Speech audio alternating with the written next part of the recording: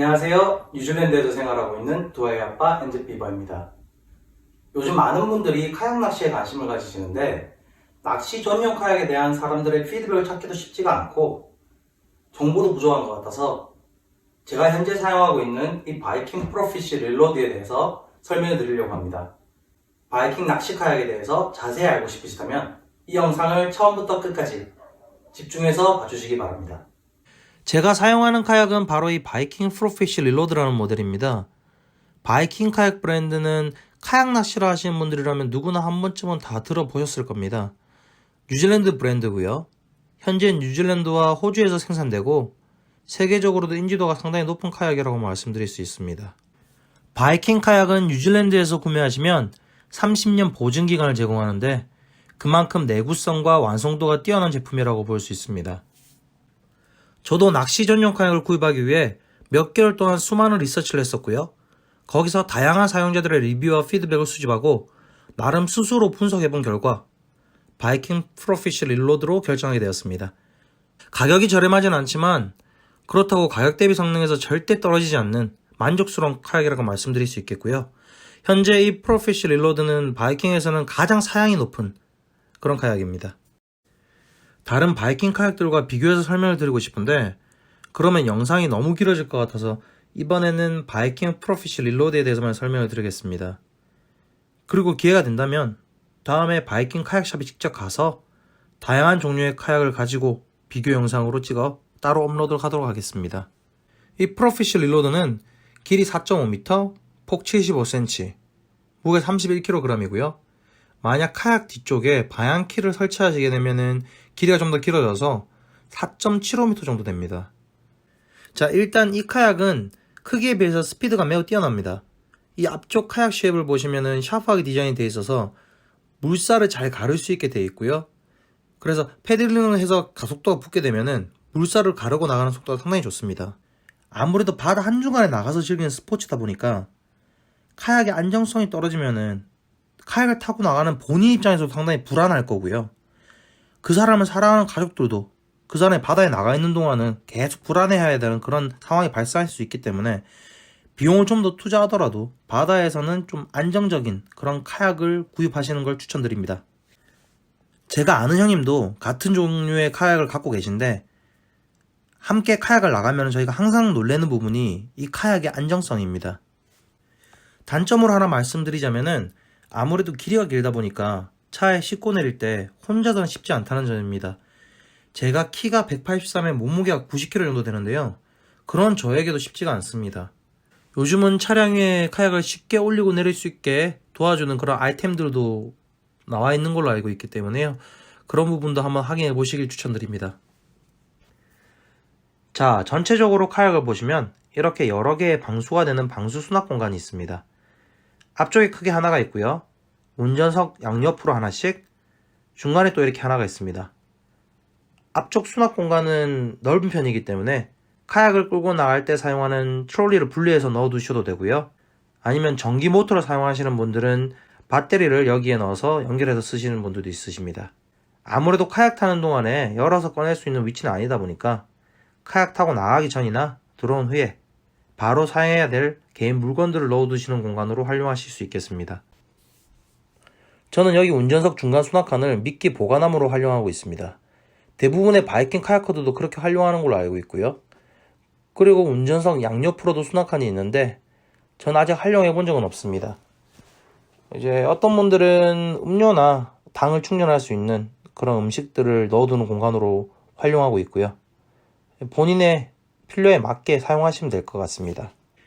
낚시 전용 카약이다 보니까 낚싯대를 꽂아 놓을 수 있게 낚싯대 홀더도 양쪽에 하나씩 있고요. 뒤에도 4군데가 있습니다. 낚싯대뿐만 아니라 그물형이나 갈고리형 뜰채도 꽂아 놓을 수 있는 그런 공간이라고 생각하시면 될 것 같습니다. 여기 발받침은 카약을 운전할 때 좀 더 안정적으로 힘을 실어서 패들링을 할 수 있게 도와주는 역할을 합니다. 본인에게 편한 위치에 맞춰서 세팅을 해서 사용하시면 됩니다.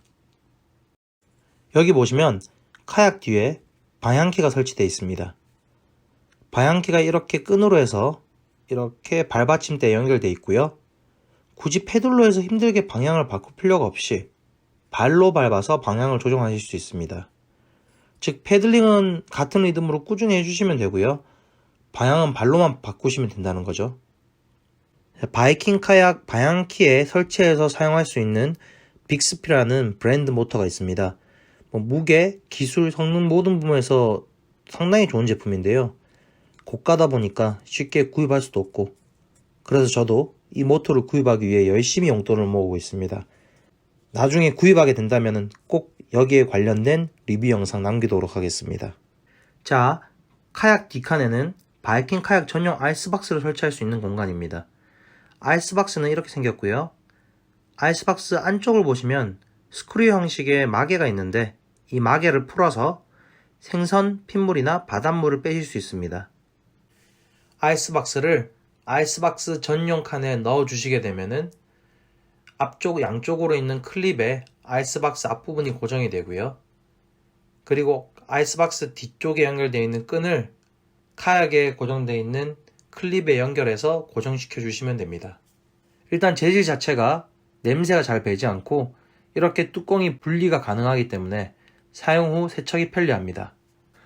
아이스박스를 그냥 보기에는 틈이 있는데 이게 어떻게 아이스박스야 라고 생각을 하실 텐데 확실히 저희가 캠핑이나 보통 낚시에서 사용하는 그런 일반적인 아이스박스의 성능을 따라갈 수가 없습니다.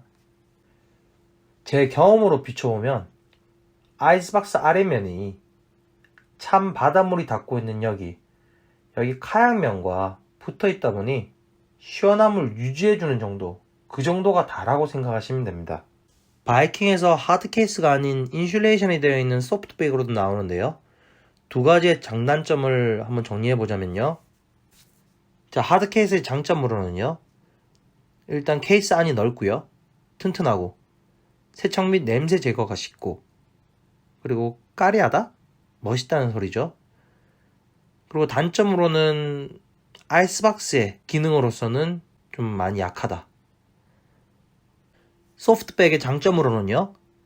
일단 먼저 가볍다. 그리고 하드 케이스에 비해서는 아이스박스 기능이 뛰어나다. 단점으로는 지퍼로 되어 있기 때문에 매번 열고 닫고 하기가 불편하다. 아이스박스가 운전석 뒤쪽에 있다 보니까 저 같은 경우에는 몸이 유연하지가 못해서 그런지 매번 뒤로 몸을 돌릴 때 상당히 힘들더라고요. 그리고 세척 후에도 생선 비린내가 남을 수밖에 없는 그런 재질입니다. 카약 등받이 의자 고정끈은 4개가 있는데요.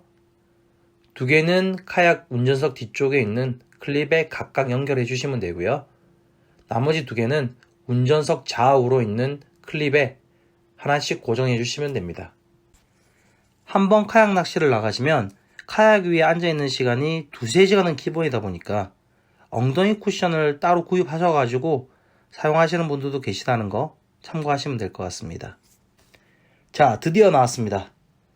바이킹 카약이 유명해지고 다른 브랜드의 카약들과 비교했을 때 특출을 할 수 있었던 가장 큰 이유, 바로 이 분리형 태클박스입니다. 태클박스라고 하면은 낚시 도구함을 말하는 건데요. 이놈이 정말 매력적인 놈입니다. 바이킹에는 2종류의 태클박스가 있습니다. 지금 보시는 이것이 구입하실 때 카약에 붙어있는 일반적인 태클박스입니다. 다른 하나는 라이브 베이트, 살아있는 생선이나 새우를 저장해 놓고 미끼로 사용할 수 있는 그런 태클박스입니다.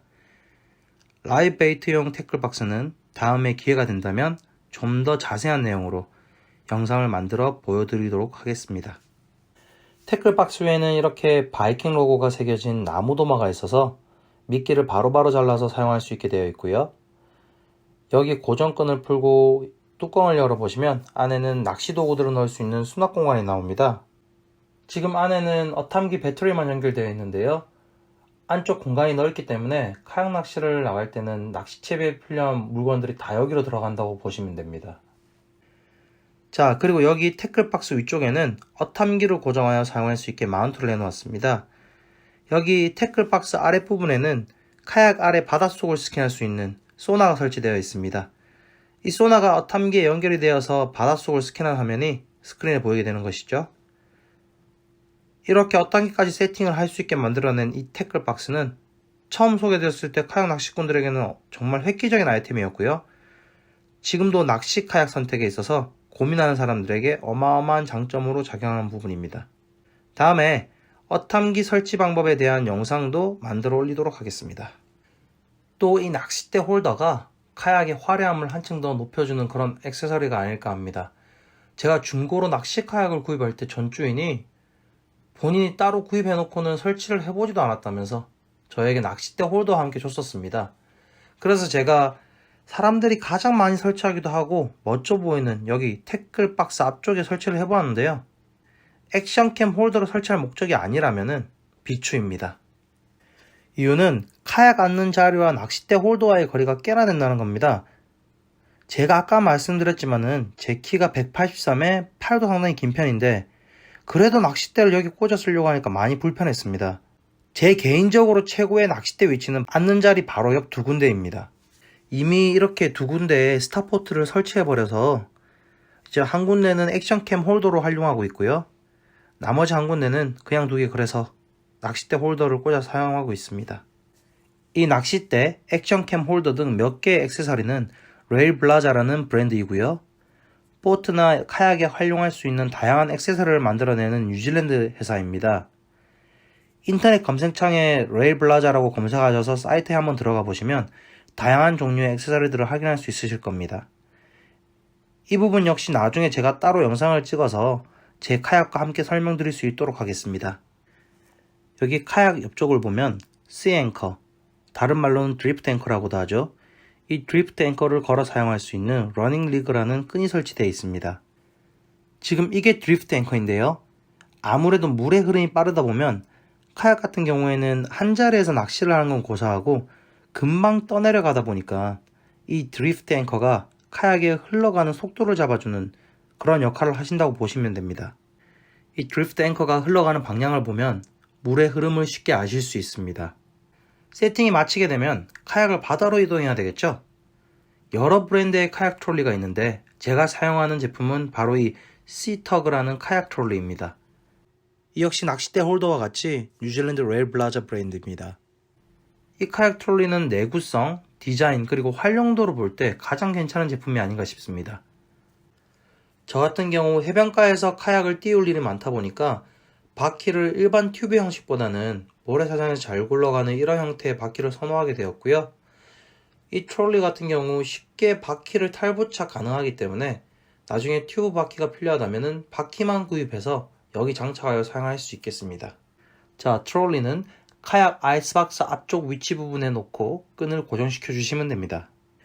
마지막으로 세팅에 있어서 하나 더 알려드리자면 출조 전에 낚싯대와 패들에는 이렇게 끈, 리쉬라고 하죠. 이 리쉬를 연결해 주시면 실수로 패드를 바다에 떨군다거나 낚싯대를 놓쳤을 때 발생할 수 있는 낭패를 미리 예방하실 수 있습니다. 지금 이 리쉬가 전준에게 받은 건데요. 검색해본 결과 가격은 이게 저기 설치된 스프링 타입보다 더 비쌉니다. 제가 저 스프링 타입 같은 경우에는 알리익스프레스 사이트에서 뉴질랜드 달러로 20불을 내고 5개를 구입했었습니다. 근데 저 리쉬 같은 경우에는 하나 가격이 20불이 넘습니다. 실제로 카약 낚시를 나가면 기본 2대 이상, 저 같은 경우에 3대의 낚싯대를 끌고 나갑니다. 그러다 보니까 생선을 잡았을 때나 낚싯대를 좌측에서 우측으로 움직일 때나 리쉬들이 서로 꼬여서 상당히 불편하더라고요. 그래서 저는 현재는 계속 스프링 타임만 사용하고 있습니다. 마지막으로 하나 더. 왜 이 모델이 최고의 모델인지에 대한 이유가 저에게는 하나 더 있습니다. 바로 바이킹 낚시 카약 중 유일하게 아이와 함께 카야킹을 즐길 수 있는 그런 카약이라는 점입니다. 자, 태클 박스를 분리하고 그 자리에 이 키드팟이라는 이 판을 고정시키면 아이를 앉혀서 함께 카야킹을 즐길 수 있다는 점. 이 카약 구입 당시에 저에게는 어마어마한 매력 포인트였고요. 아이들을 태워서 한번 즐겨봤는데 아쉽게도 영상이나 사진으로 남기질 않아서 자료를 띄워드릴 수가 없네요. 다음엔 꼭 찍어서 올릴 수 있도록 하겠습니다. 자, 이렇게 바이킹 프로피쉬 릴로드에 대한 리뷰가 끝났습니다. 제가 유튜브 활동을 시작한 지 며칠 되지 않았습니다. 카약 낚시에 대한 정보가 한국에 많이 부족한 것 같아 제가 아는 부분을 여러분들과 공유하고 싶어 유튜브 활동을 시작하게 되었고요. 뉴질랜드에서 가족들과 다양한 액티비티를 즐기며 생활하고 있으니까요. 카약 낚시뿐만 아니라 캠핑, 하이킹, 바이크 라이딩 같은 다양한 액티비티 활동을 영상으로 촬영해서 여러분들과 공유할 수 있도록 하겠습니다. 이 영상이 도움이 되셨다면 좋아요, 구독, 알림 설정 부탁드립니다. 감사합니다.